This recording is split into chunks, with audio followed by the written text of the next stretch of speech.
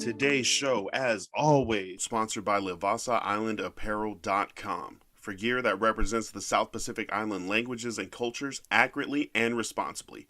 Put on for the culture. Catch the wave at LivasaIslandApparel.com.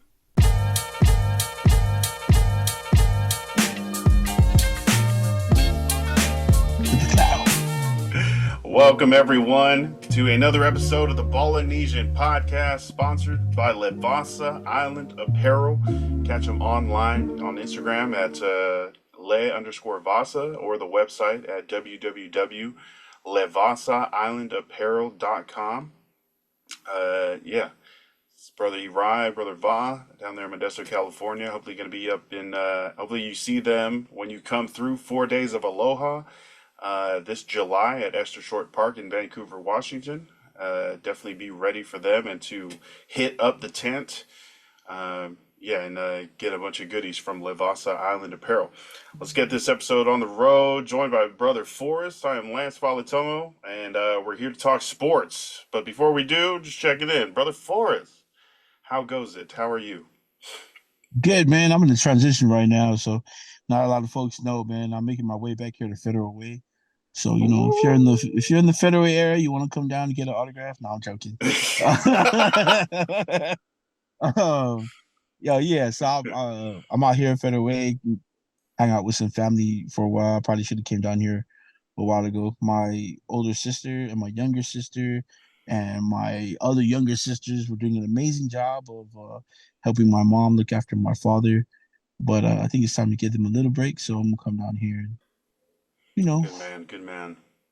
I'm trying to be, because I know there's some years I wasn't, but Nice. Anyway, with family up there with the parents. Yeah, for nice. sure. Good Yo, stuff. if anybody out there got a link of the job, and I'm not asking for a handout because I can get my own job. I do have some things lined up, but if you have any news or noise about some openings anywhere, let me know.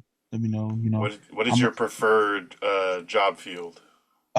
Millionaire that has to do nothing but CEO. I see all those I see the trend posting now, like, hey, look, Sharks, all I need is 14 mil so I can live comfortably in my sister's backyard, But nah, man, anything. I'm homegrown from American Samoa, so I'm not afraid to get dirty. But yeah. Nice. Let me know. I'll bring lunch. Ooh. Smart, man. Nice. That's how you do it. Yeah. Best of luck, and yeah, I know everything's gonna go great. The windows, the doors will be opening. You deserve it. Appreciate it. You're a great person, and I'm sure employee. So appreciate it. Now, man, what's going on with you? I know you went down and watched. Man, I wish I would have. I should have just drove back. I mean, that's the great thing about. I know. My parents should have been like, "You just got here, dumbass." That's a great thing about being 2 hours away from you. So I know Lance went to go watch the USC UConn game. How was that, man? Yeah, at the Moda Center, that almost packed. I went with our friend Clay, who's a Blazer fan, and he said this is more people than it is during Blazer games. So it's like, I mean, I know the Blazers aren't having the greatest year. They're working things out. They're figuring things out. They're in a transition year. But this game, I mean, we saw LSU versus Iowa on like the big screen, or like on the what do you call that? The mega board, scoreboard. The jumbotron. The jumbotron. Thank you. So we saw the end of that as UConn and USC were doing warm ups. This definitely the two big names. One on each side is JuJu Watkins from USC, Paige Beuckers from UConn. They both balled out. This one ended in I think it's 80-73 with the Huskies advancing to the Final Four to face Iowa. The whole time I was just like, JuJu Watkins is a freshman? Are you serious? Oh man. Yeah, and I know you didn't take Barry Nora to the game, but how fun is that, thinking about taking her to the game and being I can't wait. in that type of environment. I can't wait. Just the environment, even if she never picks up a ball to play, but if she kind of like learns the game and she's able to go with you to watch the game enjoy, like, just the crowd, like, Yep, you yep, know what I yep. mean? Yeah, The yeah, lights, the sounds, the announcing, all that.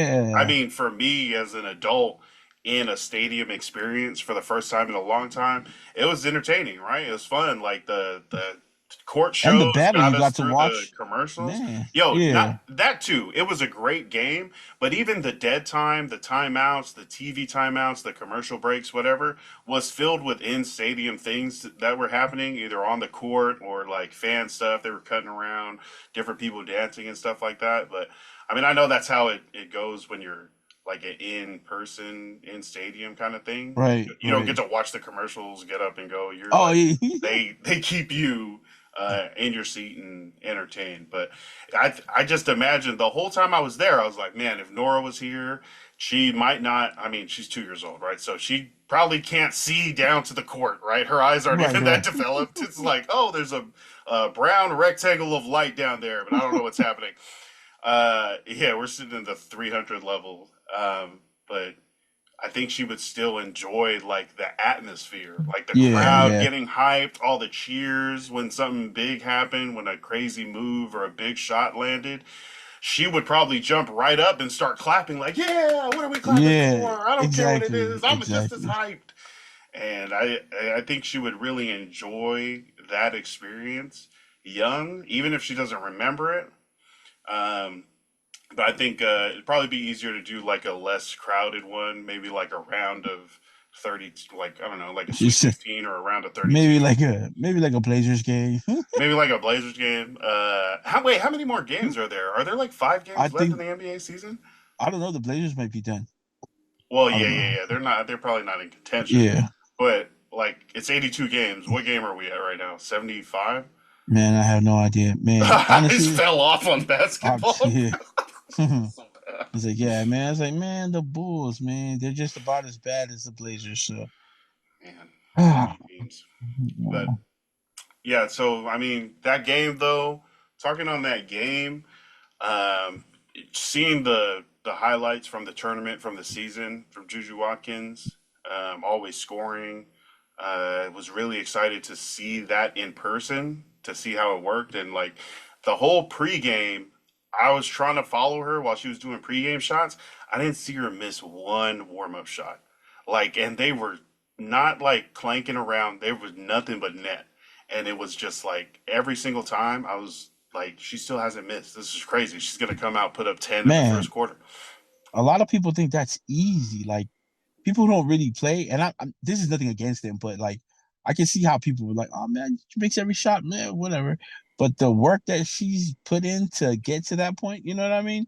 Mm, Just like automatic, and that's exactly what that means. Automatic. You turn a corner, mm, and you don't even think about it, and that's what she was doing last night. Like, anytime she caught the ball, she shook Paige a couple of times, like on two baskets. She had Paige at the top, uh, and they were cornered off in the corner just by themselves, and they went ISO, and she did just a little in and out shake, and then pulled up and knocked it right in front of Paige's face. I mm. think I seen that like twice go down this today. She's amazing. People don't understand, as a freshman, to have all that weight on your shoulders to come in. She's pretty much been labeled the messiah of that program at USC. She did have help though. She had Forbes with her throughout the season, who also showed out um, last night. Yep. Forbes has a really really good mid range game.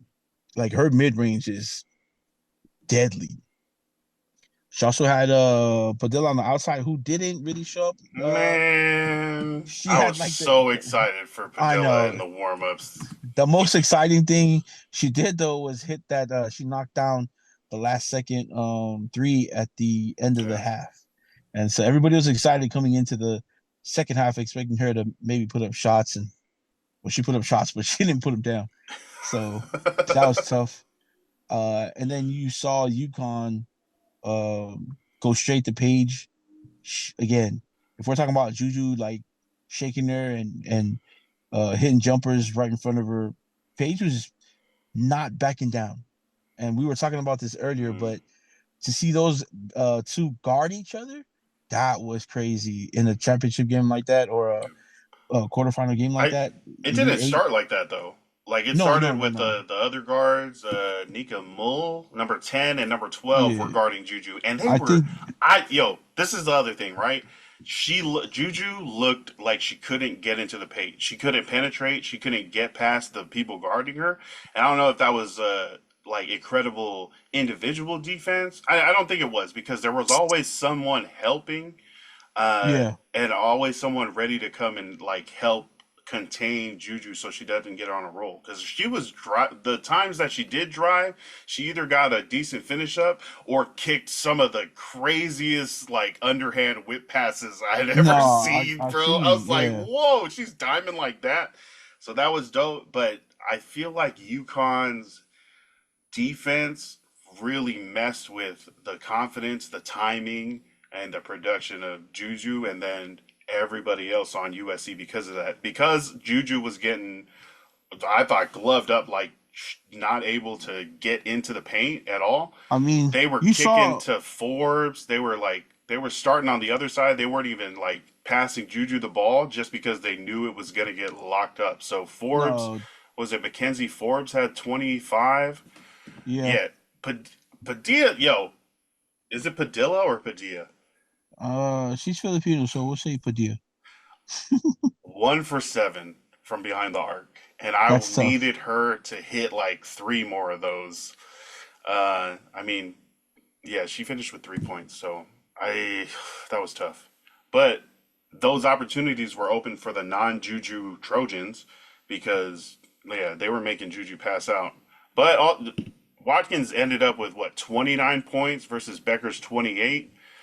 I mean, But that so second half, when they were like guarding each other, like Beckers was guarding Juju, and then Juju was guarding Beckers on the other side of that court. Like that was dope to see, and for them not to like run away because that first half, I thought Juju was like being hit on defense. She was on the weak side. She was like just chilling out there, waiting to transition back to offense. But that second half, they actually I don't know if it was like a game plan to switch on to Juju, but they made her guard, and it ended up working out for the Huskies. I mean, it was tough though. Like you could see, like it worked because they had the who they have guarding her most of the time. Like on for UConn, they had Nika Moult on her in the beginning, but what that did was give her three quick fouls. So like I think she had three quick ones like in the first quarter. So I mean, and that just goes to guarding um Juju Watkins. And then later in the fourth, I think who was it that picked up her fourth foul? Kiki Arnold picked up her fourth like in the I think second quarter, not even into the second half. So I mean, she didn't well, I can't say she didn't put on the show. She put up like just 27. Juju Watkins put up 27. Uh, but it was still tough for her, for the girls guarding her because she was giving them fouls. Like they picked up real quick fouls. It just didn't turn into, I guess, the points that they needed to win the game. Also, it's also hard for USC because not only do they have Paige out there, and the other two we just mentioned, but Aaliyah Edwards is also, I think she's projected to go top 10 in the draft this year. So I mean, it's nice to have that big man down there. Uh, that's crazy that she's on that team. So imagine if Ozzie Fudd was still there and she didn't get hurt because Ozzie Fudd is another 5-star number one prospect that has been with UConn for the past 2 seasons, but she also tore something in her knee last season, so she didn't play this season. But if they had Ozzie Fudd, I don't know, man. They probably look like South Carolina from the other side because, whew.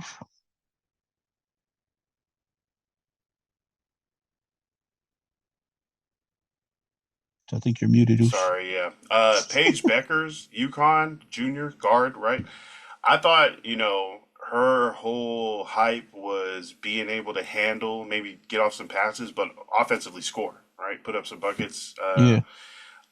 The way she was guarding, though, I don't know. Like, is she like known for her defense? Because that, I mean, it looked like an all around performance. Yo, Paige is just known for being dope. Since she was younger on the court. She's always been like number one coming out of her Mm. class, high school, when her first 2 seasons she got hurt, and that's what's been holding her back. You know, Missed the she's tournament nice. last year, yeah. Missed the tournament last year.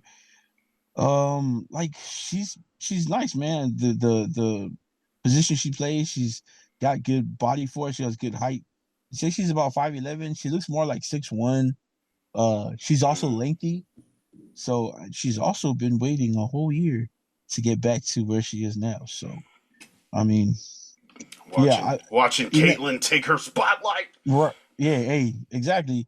And if you've been sitting for a year, I mean, if you didn't play defense when you came in, there's a lot of stuff she could have learned before she got back to full strength and playing. So, Mm. but I've always known her to be like an all around player, like well, a 2-way player as they call it. She can get you on the defensive side, lock you up, and she can come back down and score on you on the offensive side. So yeah, and She had a bunch of just like easy steals where she saw the ball was man, going to JuJu and she just right, like cut it off, right, slapped it out the way, transition layup, easy two. Like that killed USC when they were trying to make some comebacks. yeah, Paige yeah. just shut it down, and I'm like, damn, she's really good. No, she's Hell really yeah, good. She's really good. Her hype was deserved. it was well deserved. Yeah. Yeah. She's I mean, and Caitlin and somebody else, they've always been playing together throughout, like, or against each other, AAU, high school, college now, but they were also teammates on USA. So if you hear like Mm, Caitlin yeah. Clark talk about it, she was actually coming off the bench, uh, reserving for those guys, for Paige, and now she's Damn. nothing against Caitlin Clark, man. Like if you got, I know people, a lot of people heard me talk about Caitlin Clark on here. It's not that I don't think she's good. It's just that I think the hype is just, it's a lot more than Most what points she scored can in do. Division I history. Oh, hey, that's what I'm saying. I think she's the best scorer in Division 1 history, but people are calling her the best basketball player, the best Oh, player okay. around. No, I'm sorry. Do I'm you sorry. If do you already have Beckers ahead of her as I in do like overall basketball? overall Anybody basketball, else? Anybody else in NCAA women's that's better basketball player overall? there's Juju is too, dude. You know what I mean? Then Caitlin Clark, Yes, I think Juju is too. I think she's a better all around player. because Caitlin Clark doesn't do defense. She does, but not at the clip that those two play at. And I think Juju's athleticism is greater than Caitlin Clark's. Again, not saying she's not athletic. I just think Juju's a little bit more athletic than she is. Yeah. I So mean, I would you mean, consider Steph Curry athletic? I don't, I right? I do. You don't? I No, do. like I mean, so agile, right? With a handle, right? But when I Right. think athletic, I'm thinking like physically, like crazy jump, long jump, vertical, strong shoulders, something like that. But it's the way Steph does it. I feel like is the way Well, the that way Caitlin Clark kind of learned how to play is to shake him up, get some space, like James Harden too. Shake him up, get some space, and then launch a three. Like I mean, and that I think the three ball is was made her the highest scorer, but right? see, I've seen Steph be able to get to the basket easily too. We all know Steph for shooting. Like, definitely, probably. I don't know if he's better than Ray Allen, but I'm not gonna say that. I think he But scored more than Ray Allen now. definitely. But he's also a guy that can get to the rim. Like, we all get smoke screened by these dudes who are really great 3-point shooters. Ray Allen, early in his career, guy who would dunk on you, who go past you, go straight to the rim. He was tough going to the basket. But people just remember him as a 3-point shooter because that's what he was great at. And then later into his career, obviously hitting these game-winning shots for like Boston, Miami, people are really just gonna know you for that. Same thing with Steph. Steph, man, he could get to the basket easy if he wanted to. He also got some bunnies. He's 6'2". I've seen him dunk. But even the way he People passes the get ball, hyped when he dunks. It's rare. yeah, I've it's seen him definitely dunk rare. twice. But even like his passing, uh, people are like, "Oh, he's not a pure point guard." I don't know, if you saw him at Davidson, he can distribute the ball. You know what I mean? So, Was he I get what you're drafted in the saying. same class as Ricky Rubio to the same team? Wait, no, that was the No, no, Timberwolves. no, no, Johnny no. Yeah, Flynn. Johnny When they Flynn, took Ricky like 3 point Rubio. guards in the first round. Yeah, and was it Luther Head? I forgot who else they took, but it was weird. That was weird. No, and then Juju's like 6'2". Juju's Yeah. 6'2", so she does have the height and body advantage. She Okay. can body you. She can take you in. You've seen her post up smaller people. So just all around game. And I hate it because it is me taking away from Caitlin Clark and what she's done, but I do think she's a great player and she's great for the women's game as well. Mhm. Just yeah, I yeah. I think when she gets to the WNBA, I'm with Swoops. I'm not sure she's going to be that great right away, but I think Right. her overall career is going to be great. I think she's going to light up the league because, man, shooting wise, both WNBA and NBA is a lot of one on ones in the league. Because college you're allowed to zone people. You can throw different zones at people. They You can zone in the professional level, but it's put different. You know what I mean? They prefer the one on one game or the man to man defense game there. So she's gonna be able to get her shot off a lot more. And if she was able to put all those threes on, like she had to shoot from like, logo shots because of 28, again, 30 feet. right, because of the zone defenses. And so imagine how much Mhm. shots she's gonna get off being guarded one on one a lot. So it's gonna be exciting. Caitlin Clark Uh, she can definitely score from anywhere on the court.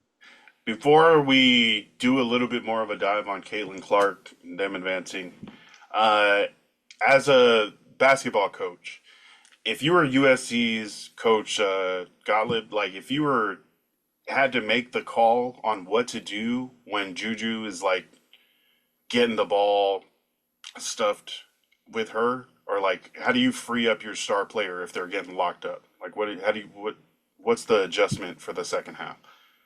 For the second half, I mean, you're gonna have her run through a lot of screens, for her, so she can come get the ball. But if she's not bringing up the ball, then I want her to be the next person that touches the ball when it comes across. So that way she can make up her mind, or the offense is going to run through her. Mm, So we run plays through yeah, her when hell she yeah. has the ball.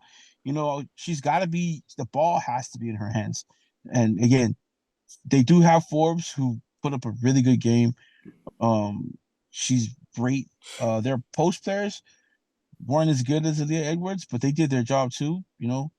So you want her to and Juju's so good at going at the basket, you want her to have like a full head of steam going to the basket. Mhm. So whether she's bringing it up or not, so she can bring it up, she can call the play or whatever play you're calling, she can call it for you while she's bringing the ball up or get her the ball, as soon as she crosses half court, the ball's got to be in her hands and she can decide on what's going to happen. She is your best player on the court. I know everybody's, oh, well, it's a team game. It is a team game, but she draws all that attention. Yeah, So even if she's not the one that's going to take those shots, as soon as she gets across, she has the ball in her hand.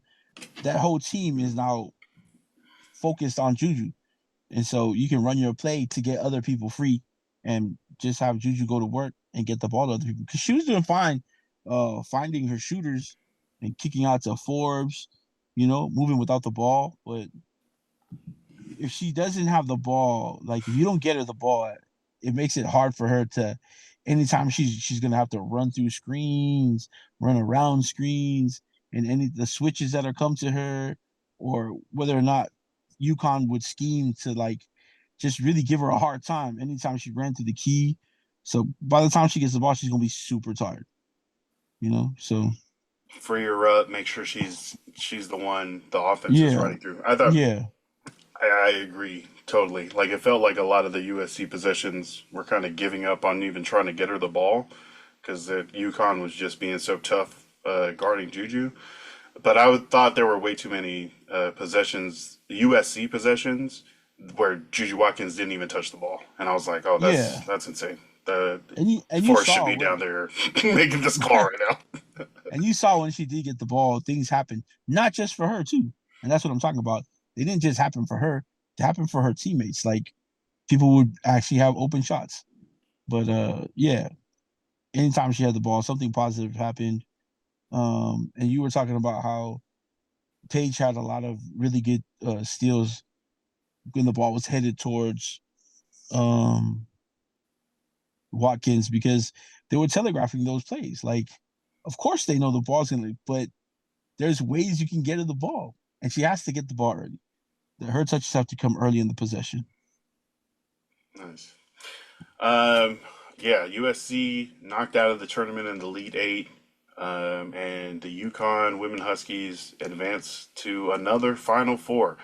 What is it, Gino Ariyama? Gino Ariama, Where on the coaching rankings is this man? uh, like for like women's or like or in Yeah, general, actually, yeah, for women's.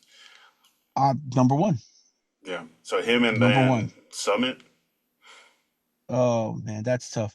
Um, yeah, because I mean, that's an era that I grew up in. It would be Pat Summit, but with the job that Don Staley's done at South Carolina, I could switch her and Pat Summit at two. Has Don Staley already got that high? Yes, Oh man, I thought it was gonna like take. I thought Dawn Staley was like a newer coach. Like she's been coaching for like 5 years. no, I mean she's been coaching, but if you saw what the program was before she got at South Carolina, Damn. Okay. and she's brought them to two undefeated seasons, a champion, a few championships. That's you know what I mean. Yeah, that's a coach. That's greatness. I mean, yeah, All right. Yeah, they're moving on to face Iowa. We also have that. I mean, well, sorry. UConn is moving on to face Iowa. Don Staley's South Carolina Gamecocks are going to play Katie Penueta's North Carolina State Wolfpack, and that's going to be the women's Final Four. I believe it's in Cleveland. I don't want to yeah. diss Cleveland, but that's Bro, not. I'm distinctly what Why that's is that the? disrespectful. So disrespectful to women's college basketball. That's Let's like compare. Where is the men's Final Four at? no, it's not in Cleveland. Yeah, it's definitely not in Cleveland. I'll look it up. But like, I mean, I get it. I no, I don't. Arizona. I'm lying. See, like, man, that's crazy.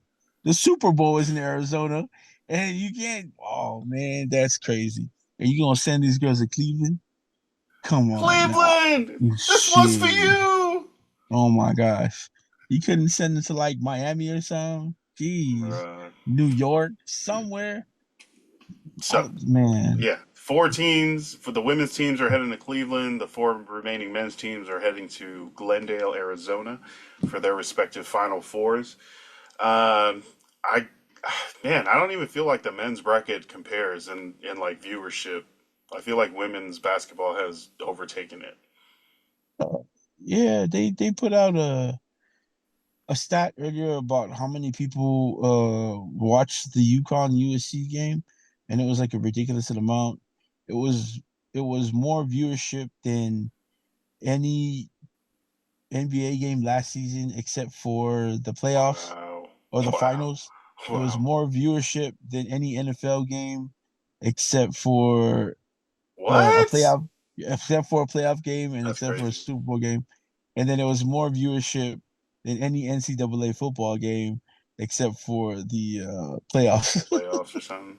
Yo, Yeah, yeah, people so recognize like great ballers, especially when they're pitted up against each other. But yeah, Beckers moves on. Another one that we've already been talking about, Iowa's guard Caitlin Clark, who will be entering the WNBA draft. The presumptive number one pick to the Indiana Fever, I think yep, is. Indiana Fever. So she's going number one overall. I think that the rookie's wage scale for the WNBA is like $75,000 for the year. I mean, you can make endorsements and like No, bonuses, for performances stuff, sure. but $75,000 to be a professional athlete is not what I thought the wage scale was. And even like the number one, the highest paid player in the WNBA, It's not three $1 million. figures. Yeah. And I'm It's like, not $1 million what? bucks. Or six figures. I'm like, what is. So when reports were released that Ice Cube's Big Three basketball league was offering Caitlin Clark $5 million to play 10 games, I thought that was a no brainer. I was like, But not that's only so that, much he money compared to what you would make in 1 year. he also said there'd be no restrictions on her entering the WNBA draft. Right. So she she could, in theory, take the 5 mil, play those 10 games, It's like a still summer go league, to right? right, still enter into the WNBA draft and get paid there as well. So I yeah, do it. Do it. That's like $5 million. That's like I 120 mean, times what you would make in your rookie contract. Like that's it's cool though, because Kate. But this is another good cool thing about the NIL. I know there's been a lot of bad press about the NIL, but Paige Beuckers made a point to say that with this NIL deal, it'll follow us also to the WNBA because we can still stay with these deals and get our endorsements from the same people who are oh. giving us NIL deals, and now they'll just be endorsements when they go to the league. So Oh, wow. Okay. yeah, So so they've already they got a system of money coming in and right probably going to they be can bumped up, get a they little can raise. negotiate it right. They can negotiate it to where that's um their sponsorships going into the WNBA. So it's a good thing. So hopefully that does work out that way. And you know, it's also no wonder some of these girls really contemplate about coming back and working Mm-hmm. on their game. I mean, some of the guys have also, uh, like Paige said she's coming back. She's definitely coming back next year. She's already told Gino Auriemma that she'll be back for one more season. She doesn't have to rush because again, she's making money with her NIL deal. Uh, but she doesn't want to rush it because she's coming off of two knee Yeah. surgeries. So, and I think she's enjoying right now playing, just being back on the court and being dominant again. And she gets to play with one of her really good friends, Ozzy Flood, next season, who's coming back from her own injury. Um, Taina Pau is coming back because, uh, as quoted by her, this was the funnest and best season she's ever played. College hoops was out South Carolina. She feels like she found her family there. She found her place. So she also had an injury when she was at Oregon, and just tough time coming back from that. Transferred, and she feels like she found her place where she can work on the rest of her game. She was also projected to go top 10, but I think with another year with Dawn Staley, she could be top 5 coming out next year. Because the clip she was shooting at this season was 48% from three in the regular season. That's ridiculous. Oh my God. Did you see that the Moda Center 3 point lines were different lengths? Yeah, that's also disrespect. By What like, the hell? What I is think they going said it's like on? by 9 inches. That's a lot. I took a picture. They retaped the line. The inside of the 3 point line was like a lighter wood. So when they moved the line out, you could see the light wood ending and then the regular hardwood and then the 3 point tape. And I was I hope like, that oh, this is so embarrassing. I hope that fool got fired. I'm not even part of, yo, Man, dang.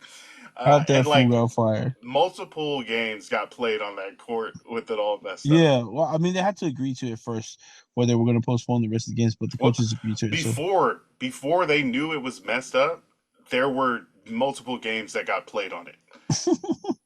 And then they like for the final four or for the Elite Eight games, they were like, "Hey, actually, we messed this up, and do you guys want to do right. it?" And they were like, "I think NC State's Wes Moore was like hesitant, but then he was like, it's gonna take hours. Nah, let's just go right now. Yeah. We'll both Just, have 2 quarters shooting on a short three." But they ran the yeah. stats on it, and the teams that were shooting on the shortened three side on the wrong side missed hella, and then the people that were on the far side that were on the like the length it was supposed to be, made right. more points, made more That's probably shots, why. higher Yeah, because percentage.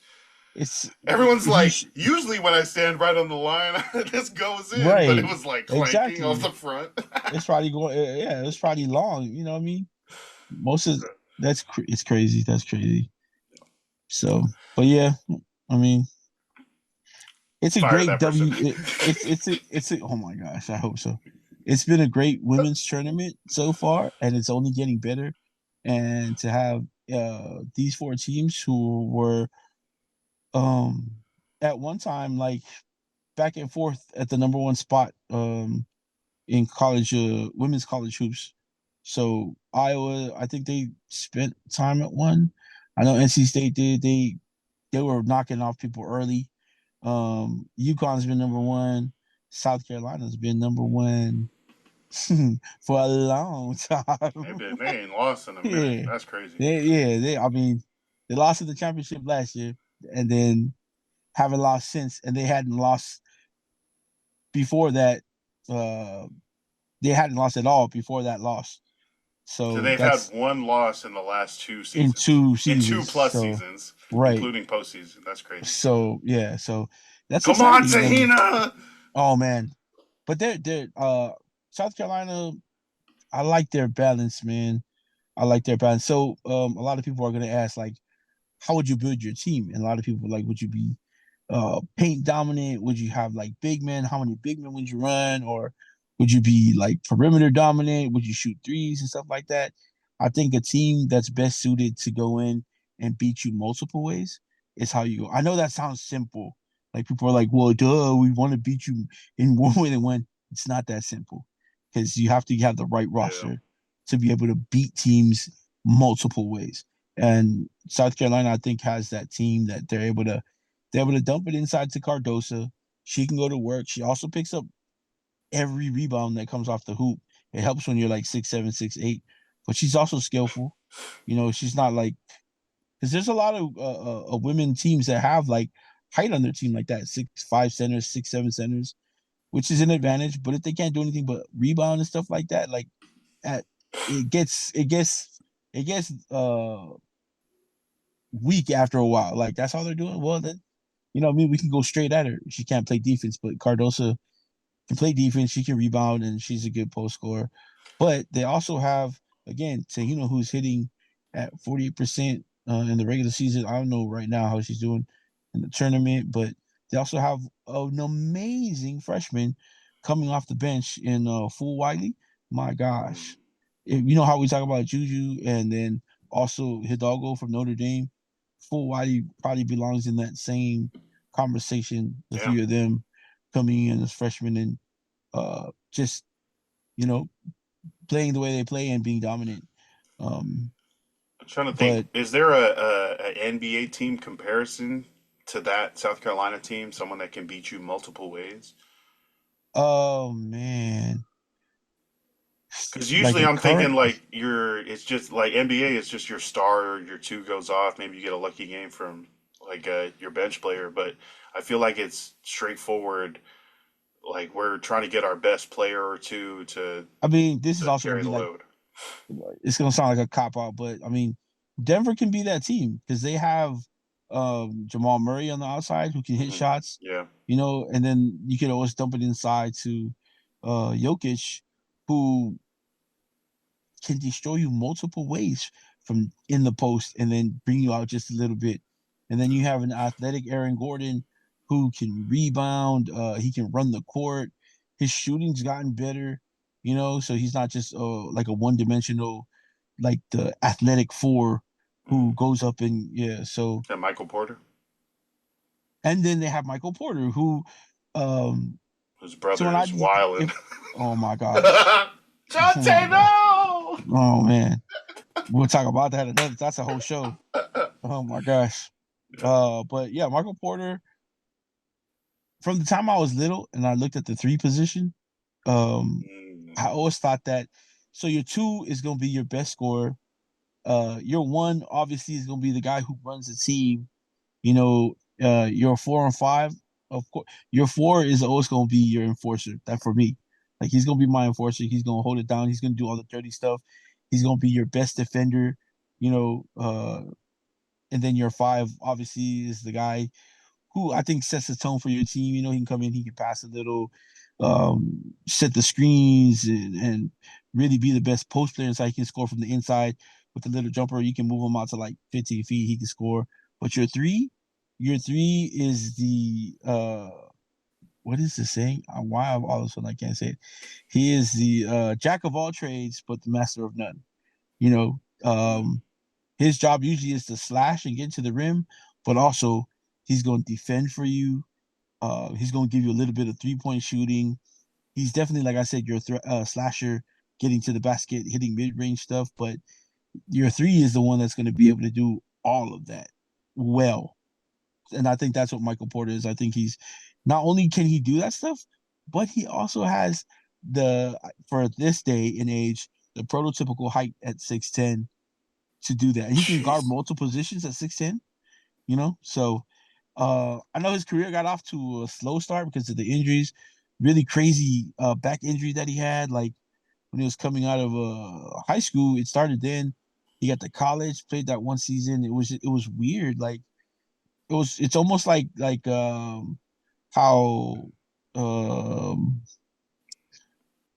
Grant Hill had this ankle injury where he had surgery and he just wasn't the same after that, and it just held him back. But thankfully, Michael Porter was able to kind of fix it, and he's really come on these past couple of seasons, like kind of the guy that everybody thought he was going to be coming out of high school, because he was one of those like phenoms coming out of high school, going into college. So yeah, but Man, Denver's one fuck of the those teams. Nuggets. Yeah, Michael Porter Jr. as your fourth best option? I'd put in 3. I don't know, but yeah, they can really beat you multiple ways. So That's a and good your one. bench That's a good counts one. too. Yeah, your bench counts too, because yeah. So South Carolina is also a team that they play some of their bench players. Um, it's gonna be interesting. The Final Four for the women's. You Predictions. know, North Carolina State versus South Carolina. South Carolina. By how many points? I think it's gonna be a close game because I've seen NC State like time and Close time ones, again yep. play big games, and either they win them or they stay right in there. Like they've never really been blown out, and they've always, yeah, they're one of those teams that you're like, well, I mean, it's NC State. Who do you know from NC State? You know, I don't think Katie not too many. Benawitta. Of course, oh yeah. We know Katie, fuckers. Uh, but if you were to ask me if I knew anybody on the starting 5 for NC State, I couldn't tell you. Yeah. I couldn't tell you. But that's how good they are. You know, that's how they got there. They've been consistent the whole year. They played their game. They've never backed down from anybody. And so, They yeah, only that's run that. 7 people though. Like you're gonna only run 7 versus South Yeah, Carolina no, definitely not. because they're gonna You're get gonna have to. tired and fall behind fast. Then That's true.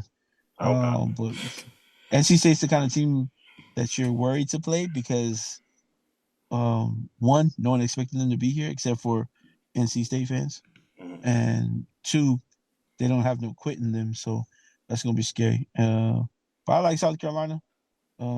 If anything, I think Don said he can outcoach what's his name at NC State? Wes Moore, one of the Who best according NCAA coaches in history, according according to to the NC NC State State, Wolfpack.com. right. So Good yeah, job, team. Good job. right. I think We got your at the back, coach. oh my gosh, way in the back. I think NC State. I think NC State has the advantage with the coaching, but also their players. Man, Cardoso's really hard to beat. I really want to say stuff like, "Man, they'll never be able to guard Tahina," but not at this point yet. And being Polynesian, I have so much pride. I really want to like because of Paul Pau, but it's not. It's not all because of Paul Pau. Cardoso is a problem for a lot of teams because at 6'7", she's able to defend and rebound, and she does so much stuff around the rim on offense. It's gonna be tough. And again, like you said, they run more than 7 people. But they do have one of the best freshmen in the country coming off the bench in Fool Wiley. So yeah, man, it's gonna be nice. It's gonna be nice. I do pick them, and if you're gonna go ask about the UConn game, Well, I I've was gonna been. say I got North Carolina State if Pinueta plays more than 6 minutes. Oh, I like that. I like that. Should be a prop bit. Yeah, That I should be a mean, parlay. they're only run their North Carolina State starting five is juniors and seniors, and then they got two freshmen coming off the bench consistently in these games. But the rest of the bench is just chilling, right? And like I know sometimes in high school or in like even little league at the championship game, the coach will be like, "All right, do you guys all want to play or do you guys want to win?" Like, because I'm just gonna play my seniors. I'm just gonna play my 12-year-olds. No, Like, yeah, I'm just gonna. uh, Yeah, but I mean, I really think NC State has been giving people problems. Like you said, they've been staying tough with everybody. So yeah, I think I want to believe that's going to happen again. But I think they're going to need to change it up a little to be able to stay with the Gamecocks, I feel Cardosa, it. all of them. I That's gonna like be good. that. I feel it. But you got South Carolina in a tight one, and I'm gonna go Wolfpack if they let Penueta play. All right, I like it. Huskies versus Hawkeyes. So I got the Huskies, and I've had them from the beginning of the season. Like I love South Carolina. Dawn Staley's probably one of my favorite coaches. Top five, and she's not even 5 or 4 or 3.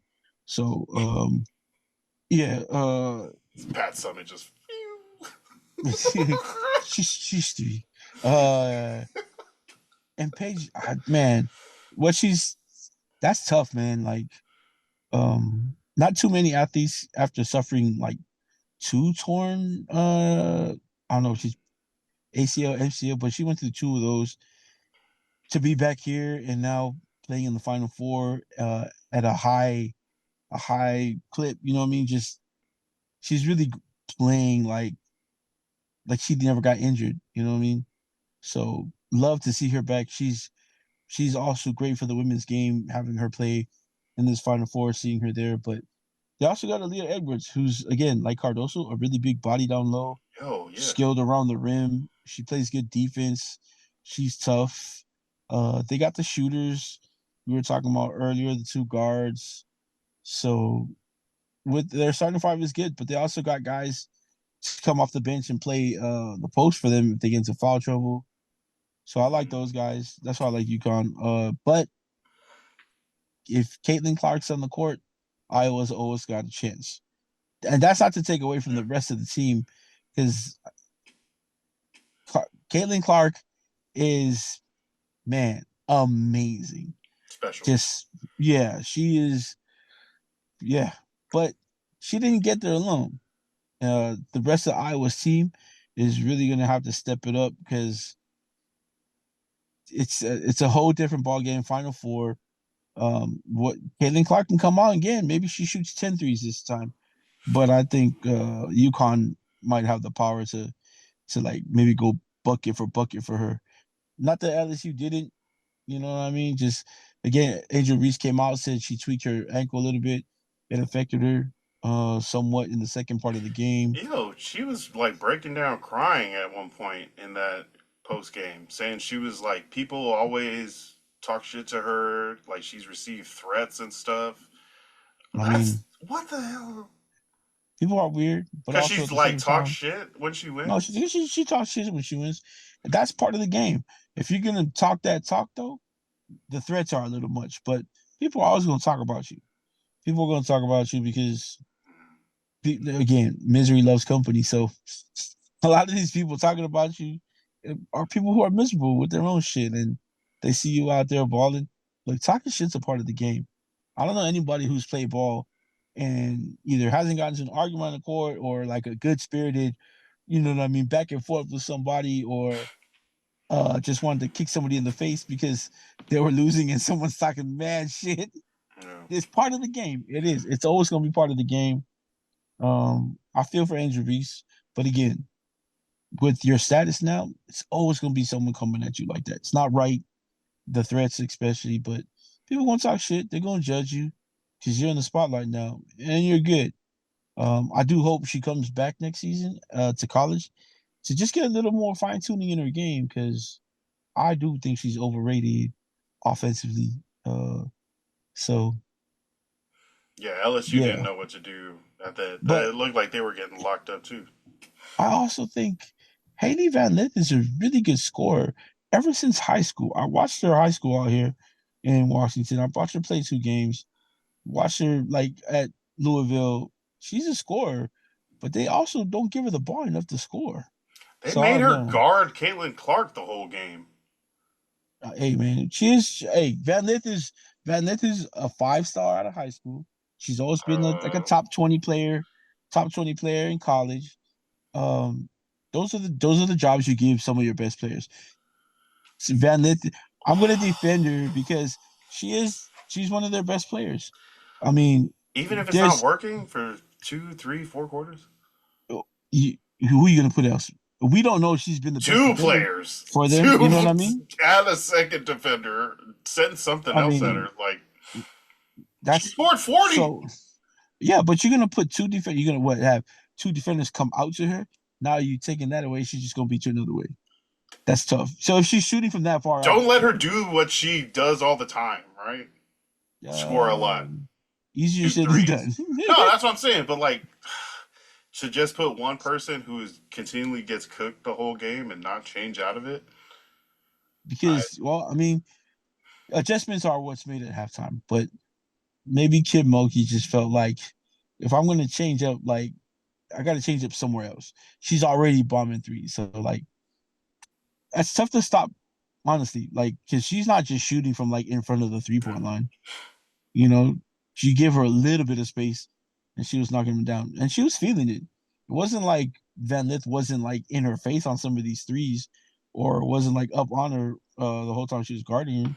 She was there, but then this is why we think Caitlin Clark is special because she can score in bunches like that. So, but mean, I she do, took 23 point shots, made 9 of them. she, Holy yeah, crap, she, that's a lot of she's a volume, threes. yeah, she's a volume shooter. She, and you know what? You know what helps is that she knows in her head, she knows in her heart that coaches allow her to do that. That's her game. There's no way coaches will be Yeah, like, damn, that's like she Kobe shot, though, right? Kobe's like, I'm gonna get my shots, right. I'm gonna get my shots. I'm gonna put them even in. if they're not falling. I'm the first option. The ball's gonna come to me. Right, Right. right.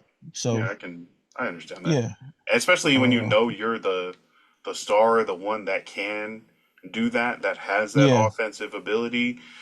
I don't mind you taking all those shots. That's fine. Again, but we did see UConn play multiple defenders on JuJu, so That's that's what I'm. another thing. So I'm Yeah, thinking so if they'll that game plan, if the Husky game plan is mirrored for the next round versus Caitlin Clark, I could see them giving her problems, but I feel like where Juju was trying to penetrate to get a layup or like to get a easier shot, Clark is a lot more comfortable.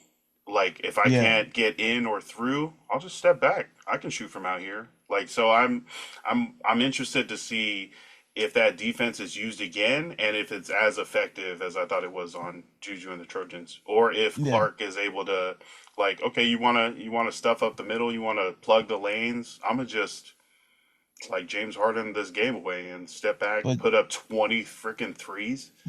That's but crazy. to my point with how Juju should have got the ball early, Caitlin Clark comes up the court with the ball. You know what I mean? Like, She starts with the ball. yeah. She's like, I'm gonna So, get this rolling. I'll pass it to you if I think it's the right move. but I think UConn should get a little physical. Nothing rough like hard fouls, but I think they got to body um Caitlin Clark all game, like make it really tough for her to come around screens or if she when she doesn't have the ball, if you get like you can take the chance and get like a foul on her by like holding her, when she goes around you or when she's gonna come off a screen, hold on to her a little longer. Just make the whole game tough on her, trying to get through, Mm. trying to get to the ball, take away shots by just really staying with her. I mean, I don't want you to foul her out at the 3 point line, but I want you to be Oh, body to body with her. Yeah, I want you to be body to body with her, so every shot's difficult. And you got the only way to do that is to be physical with her. Just take her energy, you know what I mean? Take her out of the game that way. So I think it might be recency biased and just like just having watched a Lady Huskies team bottle up the Trojans, but I think the UConn can do it. Even if Clark steps back and takes a bunch of shots. I just feel overall, I'm not as familiar with the rest of the Iowa team, Right. but I mean, seeing all the rest of the players not named Beckers for the UConn team, Yeah. Edwards, freaking 10 and 12 were all Yeah. over JuJu. And they were It making just seems shots like too. more players were impacting the game. Yeah, and also making shots. But if Yeah. Beckers and Edwards are on, I don't know if Clark by herself can stay up with that. But that's going to No, be for an sure. exciting set of games coming up. Final four, both the men's and women's tournament this week. We got the NFL draft coming up at the end of the month. It's Woo! already April. Jeez. My gosh. Did you get fooled by any April Fool's Days jokes this year? No, I didn't want to read them.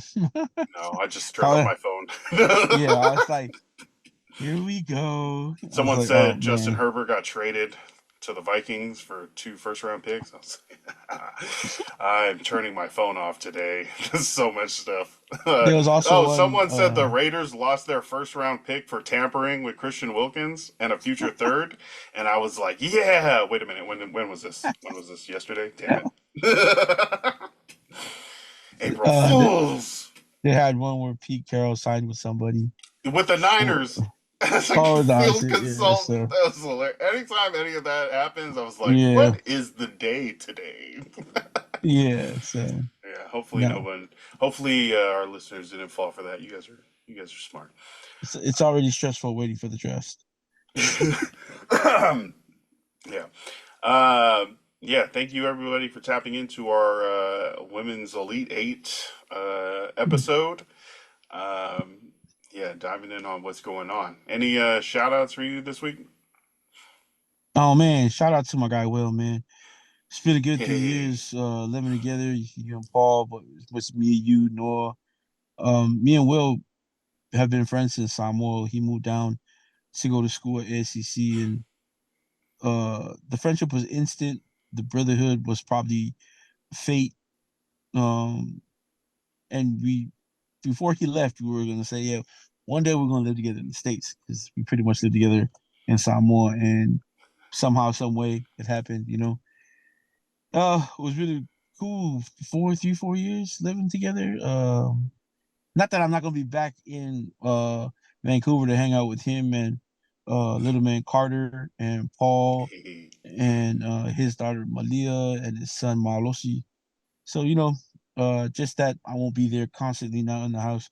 Won't be living in the same house together. I'm 2 hours away. But there's no way I can't thank him enough for being able to provide like my own space when he was like, hey man, you want to come, let's get a place together, me, you, and Noah, when I first moved to Vancouver. And uh, yeah, I mean, for a grown man, your own space is big. You know what I mean? I don't need it now, because it's a whole different chapter of what I'm doing. But yeah, man, shout out to Will, man. Shout out to Will, my guy. I'm sad that he's a Dallas fan, but hey, no one's perfect. no one's perfect. But shout out to Will, man. And then shout out to Seth, man. Seth's been going through something. Shout out to Marcus. They haven't recorded episode, but they will be back with new content this week. I know everybody's been going through things. Again, Eri as well. Yeah. Anybody else out there who's going through some stuff, loss in the family, or just some tough times, man, keep your head up. We're here. You guys ever want to talk? I mean, in my pocket, if I have $1, you got $1, and it's about all I got right now. But I mean, that's how we roll, man. If we got it, you got it. So shout out to everybody who's going through something right now. Amen. And you have the strength to get through it. And you will. Amen. You got Amen. this. You got this. We're here for you. Yeah, definitely hit us up. Let us know what's going on, what you need. Yeah, and we're around. We're in the area. And we're Yes, expanding sir. too. We're heading up to the Federal Way. Oh, yep. Yep. Bro, shout out to you. Shout out to the fam. Yeah, I feel like it's been a crazy freaking month. Yeah, for sure. like a lot of stuff has been happening in each of our families and stuff, and For sure. it's good to have, that family support, but also your friends that you can lean on and talk to and Amen. chop it up about, life, sports, Drugs. relationships, yeah, the proper drug use. Anything. Um, Anything. yeah, so yeah, shout out to the friends out there. Shout out to the family. Um, yeah, for real. Helpful. Shout out to our sponsor, Livasa Island Apparel, www.livasaislandapparel.com. Jump on the wave. Yeah, also online on Instagram, Le_Vasa. You can scroll through the timeline there, the page, and see the different things, not only that are available for purchase, but that are going on in the Modesto community and neighborhood. Yep. Yeah, definitely moving the community forward. That's the wave. Wave after wave. LivasaIslandApparel.com. That's our episode for this week. We'll be back next week. More football, whatever sports is going on. I'm sure we're going to recap the championship games for NCAA basketball. Ooh. And it's going to be fun to chop that up. What other stuff do we have going on? Pacifica Movie Starter Kit has a special episode this week where we are drafting the best movies that we've reviewed. We've already reviewed 11 different Pacifica movies. And so we're going to do a little list. And then a couple weeks later, we're going to do the new Next School Wins, the Taika movie. We're going to review that. Yeah, also subscribe to the Polyticket Network on YouTube. We're trying to crack 500 subs. We're at like 497. Somebody get in there. Like freaking pop somebody that up. Do it. Come on. And then yeah, we got podcasts, lots of stuff coming. We're trying to get that content out. I want to get one of those like AI content things so we can just load it up and then it spits out clips. But it's like $100 a month. I'm like, whoa, we need to get some commercials going. You know what? Yeah. You know what? Yeah. But then like we could also use it for like other people could hire us to make clips and then we could just that'd be dope. And fire them out. I don't know. That'd be dope. Let's make some money. But yeah, thank you everybody for listening. Hit us up at Ballinesian on all the socials or ballinesian@gmail.com for the email. If you really want to type something out, definitely hit us up there. Yeah. Anything else before we go? No, that's about it, man. Hey, everybody I know it's Tuesday already, but everybody have a good week. And if you haven't watched it, go watch the new episode of Shogun. Hey, Marcus was talking about that. So he's watching that. Shogun's so good. Nice. So good. Is this the first season? Yeah, well, it's gonna be a miniseries. So it's a book. It's Well, there weren't episodes before the ones that just started. No, there was a 1980 miniseries of the same name and the same story. But this one is more. It's pretty cool because it's more from the Japanese side view than it was from so pretty dope from the white side. Yeah, she really painting. We're pointing out colonizers these days in shows, so it sounds good. So woke. Yeah. Yeah, that is our show for this week. Thank you everybody for listening. Shout out to Brother Forrest. I am Lance Falatoma. This has been the Ballinesian Podcast. Thanks for tapping in. Stay hydrated, stay blessed, stay ballin', love and light. Peace.